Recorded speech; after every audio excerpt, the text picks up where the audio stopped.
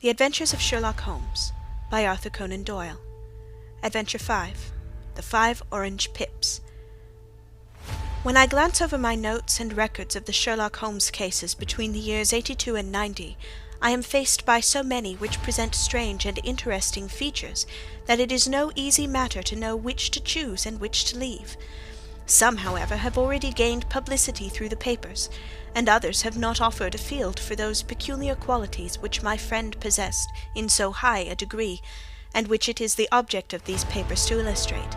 Some, too, have baffled his analytical skill, and would be as narratives beginning without an ending, while others have been but partially cleared up, and have their explanations founded rather upon conjecture and surmise than on that absolute logical proof which was so dear to him. There is, however, one of these last which was so remarkable in its details and so startling in its results that I am tempted to give some account of it, in spite of the fact that there are points in connection with it which have never been, and probably never will be, entirely cleared up. The year 87 furnished us with a long series of cases of greater or less interest, of which I retain the records.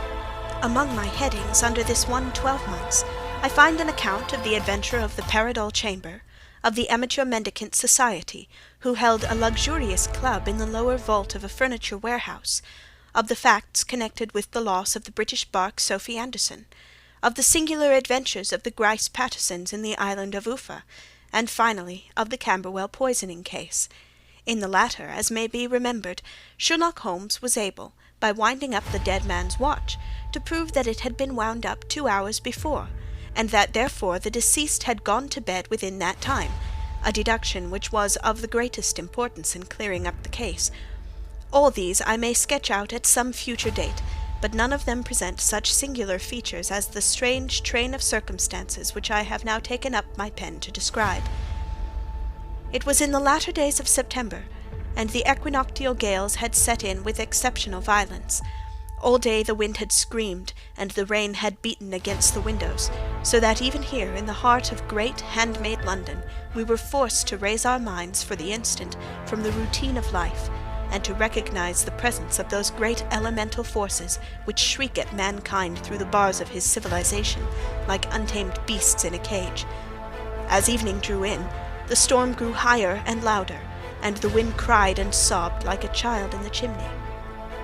Sherlock Holmes sat moodily at one side of the fireplace, cross-indexing his records of crime, while I, at the other, was deep in one of Clark Russell's fine sea stories, until the howl of the gale from without seemed to blend with the text, and the splash of the rain to lengthen out into the long swash of the sea waves.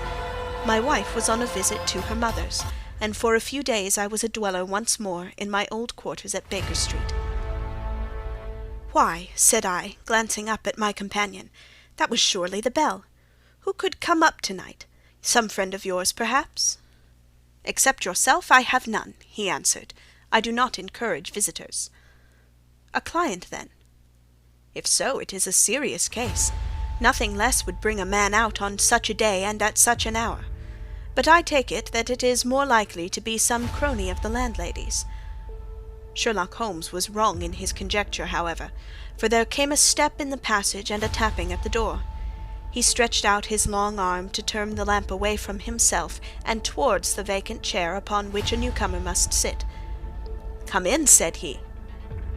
The man who entered was young, some 22 at the outside, well-groomed and trimly clad, with something of refinement and delicacy in his bearing. The streaming umbrella which he held in his hand, and his long shining waterproof, told of the fierce weather through which he had come. He looked about him anxiously in the glare of the lamp, and I could see that his face was pale and his eyes heavy, like those of a man who is weighed down with some great anxiety. "I owe you an apology," he said, raising his golden pince-nez to his eyes.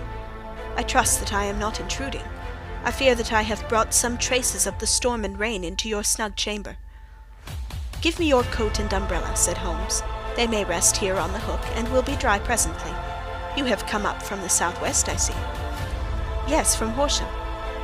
"That clay and chalk mixture which I see upon your toe-caps is quite distinctive." "I have come for advice." "That is easily got." "And help." "That is not always so easy." "I have heard of you, Mr. Holmes. I heard from Major Prendergast how you saved him in the Tankerville Club scandal.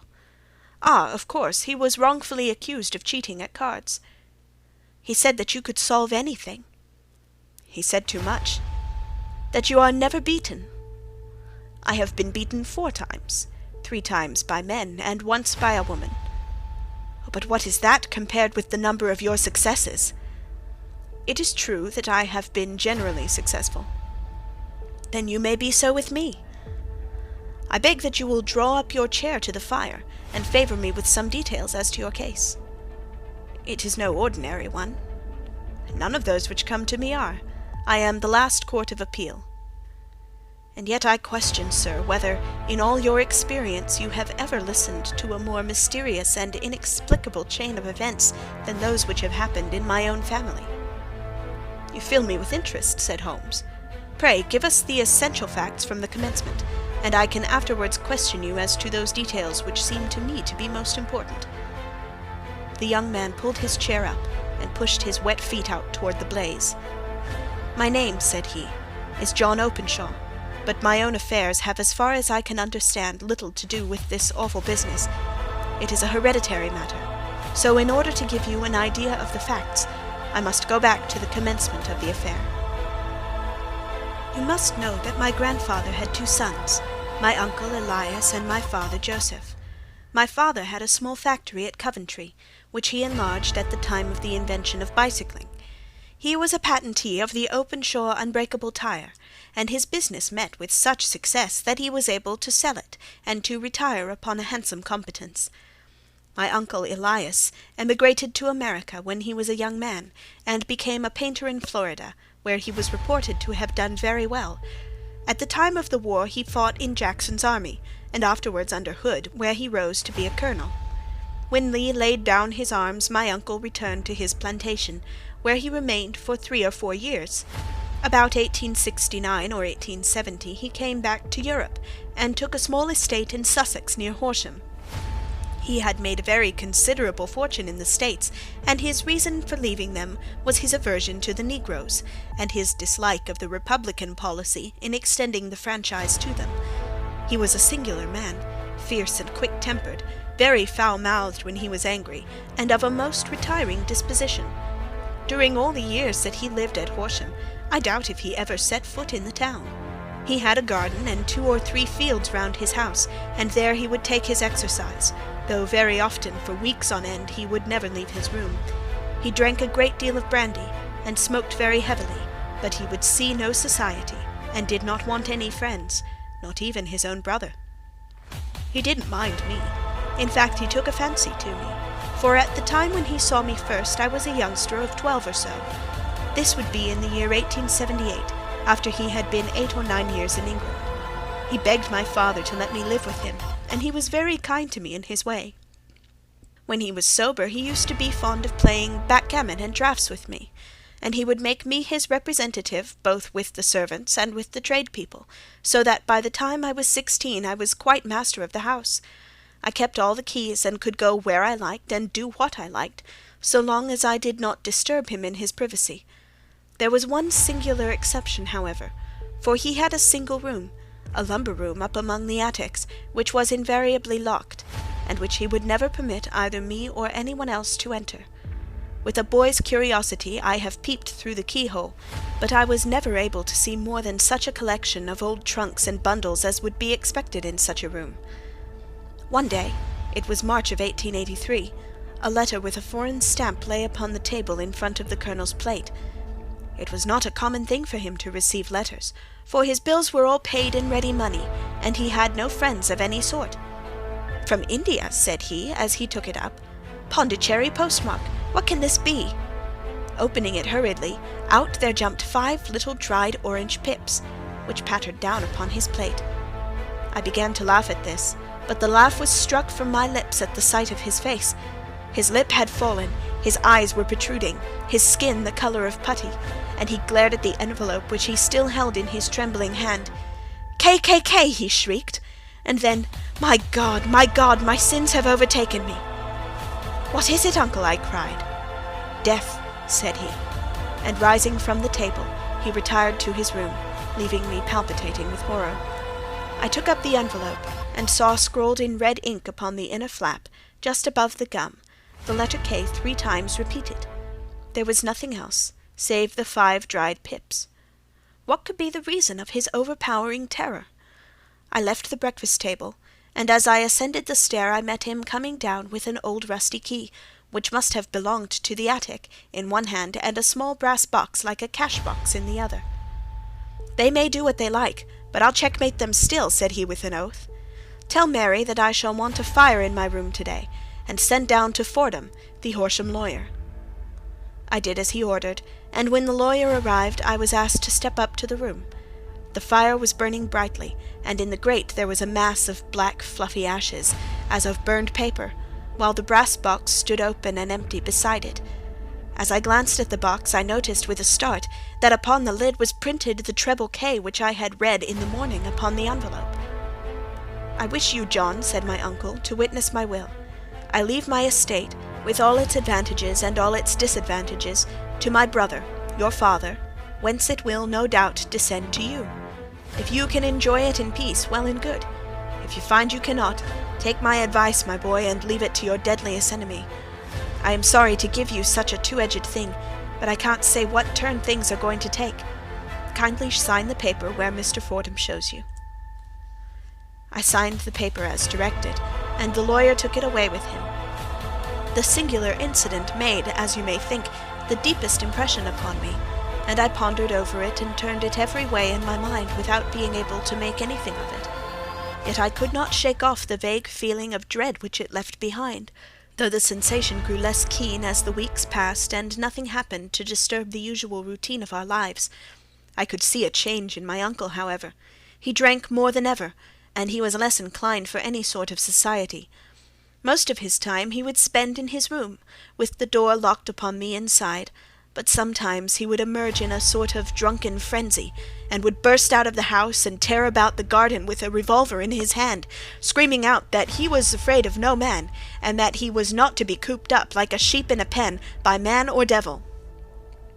When these hot fits were over, however, he would rush tumultuously in at the door, and lock and bar it behind him, like a man who can brazen it out no longer against the terror which lies at the root of his soul. At such times I have seen his face, even on a cold day, glisten with moisture, as though it were new raised from a basin. Well, to come to an end of the matter, Mr. Holmes, and not to abuse your patience, there came a night when he made one of those drunken sallies from which he never came back. We found him, when we went to search for him, face downward in a little green-scummed pool which lay at the foot of the garden. There was no sign of any violence, and the water was but 2 feet deep, so that the jury, having regard to his known eccentricity, brought in a verdict of suicide. But I, who knew how he winced from the very thought of death, had much ado to persuade myself that he had gone out of his way to meet it. The matter passed, however, and my father entered into possession of the estate, and of some £14,000, which lay to his credit at the bank. "One moment," Holmes interposed. "Your statement is, I foresee, one of the most remarkable to which I have ever listened. Let me have the date of the reception by your uncle of the letter, and the date of his supposed suicide." "The letter arrived on March 10th, 1883. His death was 7 weeks later, upon the night of May 2nd. "Thank you. Pray proceed." "When my father took over the Horsham property, he, at my request, made a careful examination of the attic, which had been always locked up. We found the brass box there, although its contents had been destroyed. On the inside of the cover was a paper label, with the initials of KKK repeated upon it, and letters, memoranda, receipts, and a register written beneath. These, we presume, indicated the nature of the papers which had been destroyed by Colonel Openshaw. For the rest, there was nothing of much importance in the attic, save a great many scattered papers and notebooks bearing upon my uncle's life in America. Some of them were of the war-time, and showed that he had done his duty well, and had borne the repute of a brave soldier. Others were of a date during the reconstruction of the Southern States, and were mostly concerned with politics, for he had evidently taken a strong part in opposing the carpet-bag politicians who had been sent down from the North. Well, it was the beginning of '84 when my father came to live at Horsham, and all went as well as possible, until the January of '85. On the 4th day after the New Year, I heard my father give a sharp cry of surprise as we sat together at the breakfast table. There he was, sitting with a newly opened envelope in one hand and 5 dried orange pips in the outstretched palm of the other one. He had always laughed at what he called my cock-and-bull story about the Colonel, but he looked very scared and puzzled now that the same thing had come upon him. "Why, what on earth does this mean, John?" he stammered. My heart had turned to lead. "It is KKK," said I. He looked inside the envelope. "So it is," he cried. "Here are the very letters. But what is this written above them?" "Put the papers on the sundial," I read, peeping over his shoulder. "What papers? What sundial?" he asked. "The sundial in the garden. There is no other," said I. "But the papers must be those that are destroyed." "Pooh," said he, gripping hard at his courage. "We are in a civilized land here, and we can't have tomfoolery of this kind. Where does the thing come from?" "From Dundee," I answered, glancing at the postmark. "Some preposterous practical joke," said he. "What have I to do with sundials and papers? I shall take no notice of such nonsense." "I should certainly speak to the police," I said. "And be laughed at for my pains? Nothing of the sort." "Then let me do so." "No, I forbid you. I won't have a fuss made about such nonsense." It was in vain to argue with him, for he was a very obstinate man. I went about, however, with a heart which was full of forebodings. On the 3rd day after the coming of the letter, my father went from home to visit an old friend of his, Major Freebody, who is in the command of one of the forts upon Portsdown Hill. I was glad that he should go, for it seemed to me that he was further from danger when he was away from home. In that, however, I was in error. Upon the 2nd day of his absence, I received a telegram from the Major, imploring me to come at once. My father had fallen over one of the deep chalk pits which abound in the neighbourhood, and was lying senseless with a shattered skull. I hurried to him, but he passed away without ever having recovered his consciousness. He had, as it appears, been returning from Fareham in the twilight, and as the country was unknown to him, and the chalk pit unfenced, the jury had no hesitation in bringing in a verdict of death from accidental causes. Carefully as I examined every fact connected with his death, I was unable to find anything which could suggest the idea of murder. There were no signs of violence, no footmarks, no robbery, no record of strangers having been seen upon the roads, and yet I need not tell you that my mind was far from at ease, and that I was well nigh certain that some foul plot had been woven around him. In this sinister way I came into my inheritance. You will ask me why I did not dispose of it. I answer, because I was well convinced that our troubles were in some way dependent upon an incident in my uncle's life, and that the danger would be as pressing in one house as in another. It was in January of '85 that my poor father met his end, and 2 years and 8 months have elapsed since then.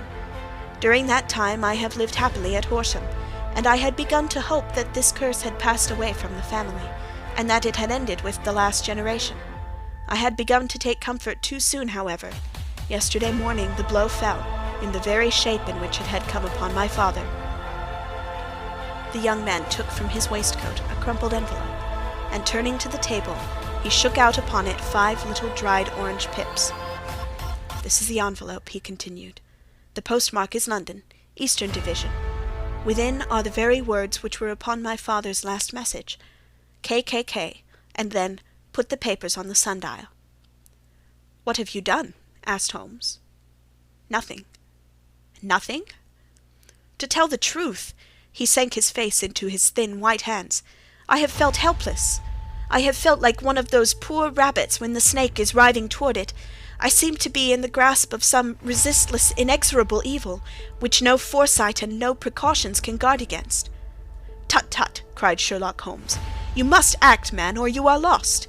Nothing but energy can save you. This is no time for despair." "I have seen the police." "Ah! But then listen to my story with a smile. I am convinced that the inspector has formed the opinion that the letters were all practical jokes, and that the deaths of my relations were really accidents, as the jury stated, and were not to be connected with the warnings." Holmes shook his clenched hands in the air. "Incredible imbecility!" he cried. "They have, however, allowed me a policeman, who may remain in the house with me." "Has he come with you tonight?" "No, his orders were to stay in the house." Again Holmes raved in the air. "Why did you come to me?" he cried. "And above all, why did you not come at once?" "I did not know.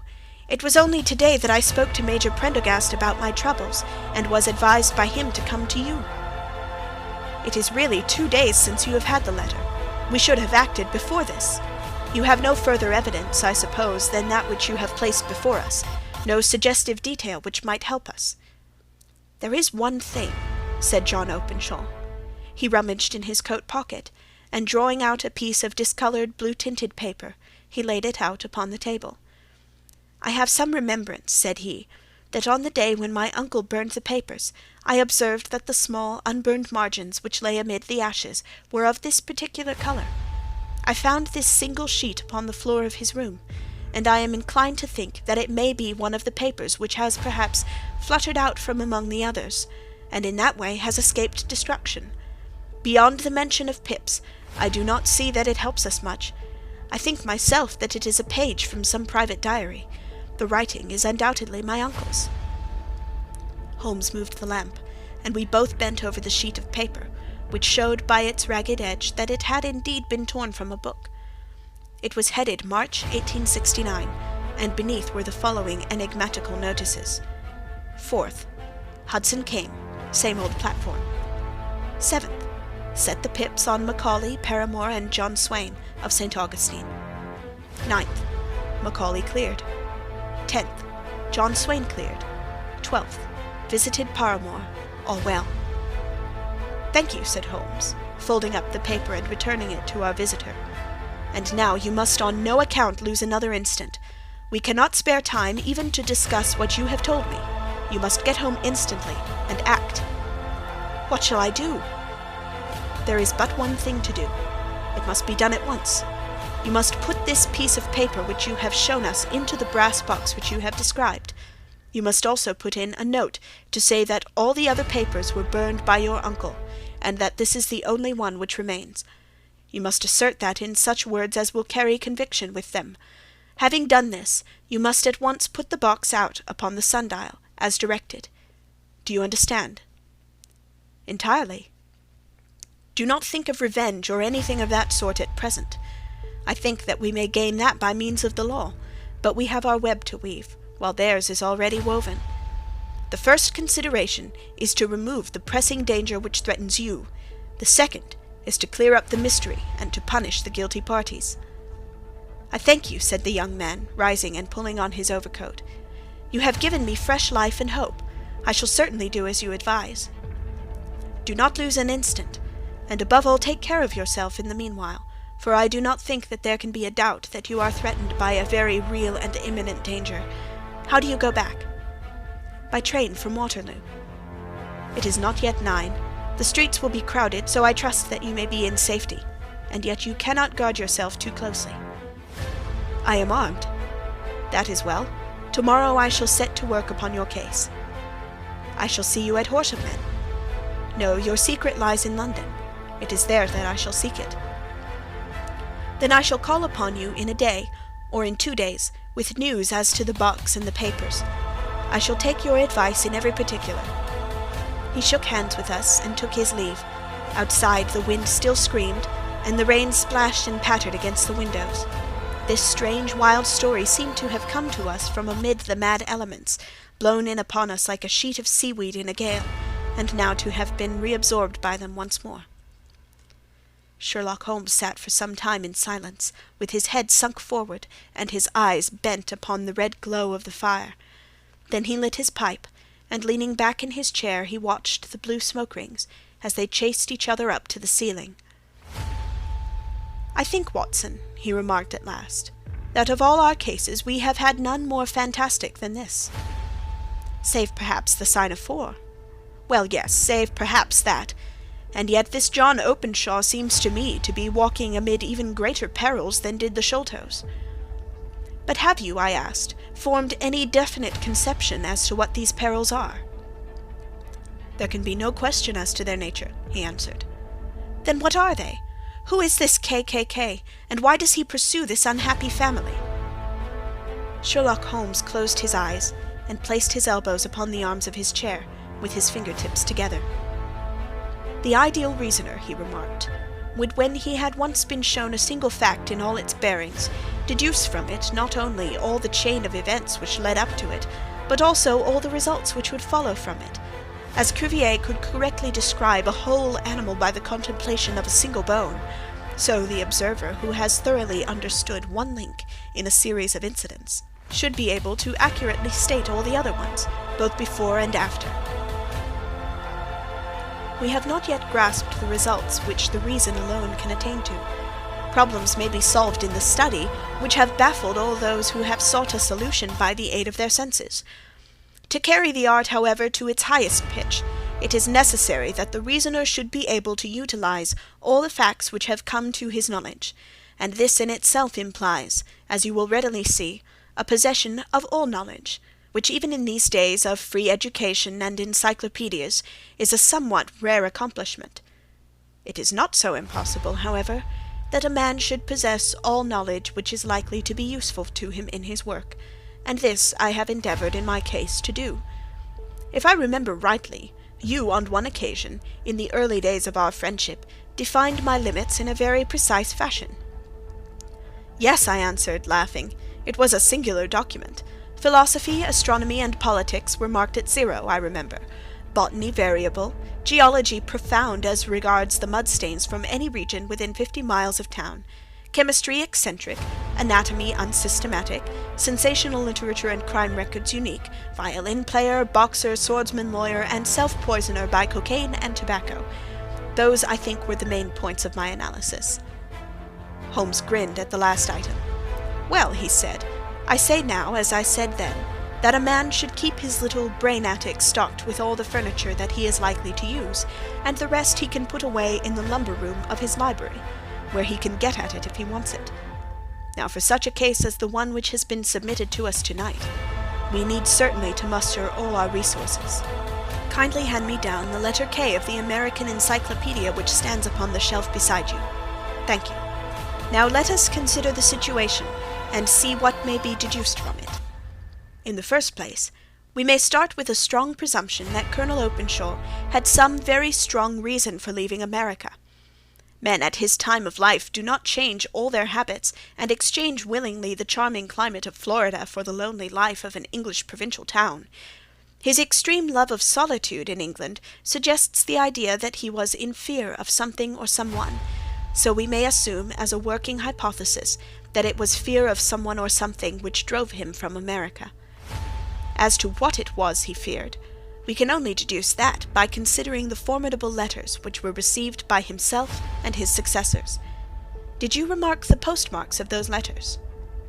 The first was from Pondicherry, the second from Dundee, and the third from London. From East London. What do you deduce from that? They are all seaports. That the writer was on board of a ship. Excellent. We have already a clue. There can be no doubt that the probability, the strong probability, is that the writer was on board of a ship. And now let us consider another point. In the case of Pondicherry, 7 weeks elapsed between the threat and its fulfillments. In Dundee it was only some 3 or 4 days. Does that suggest anything? A greater distance to travel? But the letter also had a greater distance to come. Then I do not see the point. There is at least a presumption that the vessel in which the man or men are is a sailing ship. It looks as if they always send their singular warning or token before them when starting upon their mission. You see how quickly the deed followed the sign when it came from Dundee. If they had come from Pondicherry in a steamer, they would have arrived almost as soon as their letter. But as a matter of fact, 7 weeks elapsed. I think that those 7 weeks represented the difference between the mail-boat which brought the letter and the sailing vessel which brought the writer. It is possible. More than that, it is probable. And now you see the deadly urgency of this new case, and why I urged young Openshaw to caution. The blow has always fallen at the end of the time which it would take the senders to travel the distance. But this one comes from London, and therefore we cannot count upon delay. Good God, I cried. What can it mean, this relentless persecution? The papers which Openshaw carried are obviously of vital importance to the person or persons in the sailing ship. I think that it is quite clear that there must be more than one of them. A single man could not have carried out 2 deaths in such a way as to deceive a coroner's jury. There must have been several in it, and they must have been men of resource and determination. Their papers they mean to have, be the holder of them who it may. In this way, you see, KKK ceases to be the initials of an individual, and becomes the badge of a society. But of what society? Have you never, said Sherlock Holmes, bending forward and sinking his voice, have you never heard of the Ku Klux Klan? I never have. Holmes turned over the leaves of the book upon his knee. Here it is, said he presently. Ku Klux Klan, a name derived from the fanciful resemblance to the sound produced by cocking a rifle. This terrible secret society was formed by some ex-Confederate soldiers in the Southern States after the Civil War, and it rapidly formed local branches in different parts of the country, notably in Tennessee, Louisiana, the Carolinas, Georgia, and Florida. Its power was used for political purposes, principally for the terrorizing of the Negro voters, and the murdering and driving from the country of those who were opposed to its views. Its outrages were usually preceded by a warning sent to the marked man in some fantastic but generally recognized shape, a sprig of oak leaves in some parts, melon seeds or orange pips in others. On receiving this, the victim might either openly abjure his former ways, or might fly from the country. If he braved the matter out, death would unfailingly come upon him, and usually in some strange and unforeseen manner. So perfect was the organization of the society, and so systematic its methods, that there is hardly a case upon record where any man succeeded in braving it with impunity, or in which any of its outrages were traced home to the perpetrators. For some years, the organization flourished in spite of the efforts of the United States government and of the better classes of the community in the South. Eventually, in the year 1869, the movement rather suddenly collapsed, although there have been sporadic outbreaks of the same sort since that date. You will observe, said Holmes, laying down the volume, that the sudden breaking up of the society was coincident with the disappearance of Openshaw from America with their papers. It may well have been cause and effect. It is no wonder that he and his family have some of the more implacable spirits upon their track. You can understand that this register and diary may implicate some of the first men in the South, and that there may be many who will not sleep easy at night until it is recovered. Then the page we have seen is such as we might expect. It ran, if I remember right, sent the pips to A, B, and C, that is, sent the society's warning to them. Then there are successive entries that A and B cleared, or left the country, and finally that C was visited, with, I fear, a sinister result for C. Well, I think, Doctor, that we may let some light into this dark place, and I believe that the only chance young Openshaw has in the meantime is to do what I have told him. There is nothing more to be said or to be done tonight, so hand me over my violin, and let us try to forget for half an hour the miserable weather and the still more miserable ways of our fellow men. It had cleared in the morning, and the sun was shining with a subdued brightness through the dim veil which hangs over the great city. Sherlock Holmes was already at breakfast when I came down. "You will excuse me for not waiting for you," said he. "I have, I foresee, a very busy day before me in looking into this case of young Openshaw's." "What steps will you take?" I asked. "It will very much depend upon the results of my first enquiries. I may have to go down to Horsham after all." "You will not go there first?" "No, I shall commence with the city. Just ring the bell, and the maid will bring you up your coffee." As I waited, I lifted the unopened newspaper from the table and glanced my eye over it. It rested upon a heading which sent a chill to my heart. "Holmes," I cried, "you are too late." "Ah," said he, laying down his cup, "I feared as much. How was it done?" He spoke calmly, but I could see that he was deeply moved. My eye caught the name of Openshaw, and the heading "Tragedy near Waterloo Bridge." Here is the account. "Between 9 and 10 last night, Police Constable Cook, of the H Division, on duty near Waterloo Bridge, heard a cry for help and a splash in the water. The night, however, was extremely dark and stormy, so that, in spite of the help of several passers-by, it was quite impossible to effect a rescue. The alarm, however, was given, and by the aid of the water police, the body was eventually recovered. It proved to be that of a young gentleman whose name, as it appears from an envelope which was found in his pocket, was John Openshaw, and whose residence is near Horsham.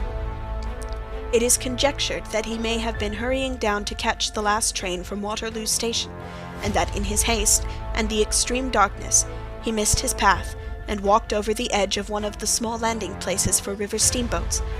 The body exhibited no traces of violence, and there can be no doubt that the deceased had been the victim of an unfortunate accident, which should have the effect of calling the attention of the authorities to the condition of the riverside landing stages. We sat in silence for some minutes, Holmes more depressed and shaken than I had ever seen him. "That hurts my pride, Watson," he said at last. "It is a petty feeling, no doubt, but it hurts my pride.